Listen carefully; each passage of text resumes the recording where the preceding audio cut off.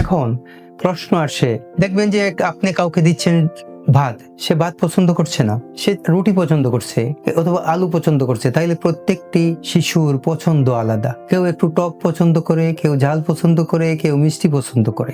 আপনি আপনার পছন্দকে তার উপরে দিবেন না, আপনি সব জাতের খাবার তাকে দিবেন। দেওয়ার পরে আপনি বুঝতে পারবেন কোন খাবারটা সে পছন্দ করছে। অথবা এমন আছে কেউ ভাত খাচ্ছে না, নুডলস খাচ্ছে, তাহলে আপনি নুডলস সিদ্ধ করে দিলেন। কেউ দেখবেন যে সে রুটি পছন্দ করছে না, ভাত পছন্দ করে, তাকে ভাত দিলেন। কেউ দেখবেন আলু পছন্দ করছে, তাকে আলু দিলেন। কেউ দেখবেন কোনোভাবেই মাছ খাচ্ছে না, তখন কি করবেন? তখন একটু একটু মাছ অন্য খাবারের সাথে ঢুকিয়ে দিবেন। এবং কোনো খাবার যদি কেউ পছন্দ না করে, তাহলে সেটা কিভাবে খাওয়াবেন?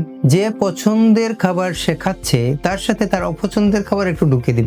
তার স্বাদ গন্ধ থাকবে পছন্দের খাবারের, মাঝখানে ঢুকবে তার অপছন্দের খাবার। মনে করুন একটা বাচ্চা মাছ খেতে চাচ্ছে না, তাইলে আপনি সেখানে নুডলসের মধ্যে মাংস দিলেন, সাথে একটু মাছ দিয়ে দিলেন। তাইলে সে মাংসের সেন্ট পেলো, মাংসের স্বাদ পেলো, কিন্তু ভিতরে কিছু মাছ ঢুকে গেল। এইভাবে আপনি অপছন্দের খাবারকে পছন্দের খাবারের ফ্লেভারের মধ্যে ঢুকিয়ে দিবেন। তা অবশ্যই একসাথে বেশি খাবার দিবেন না।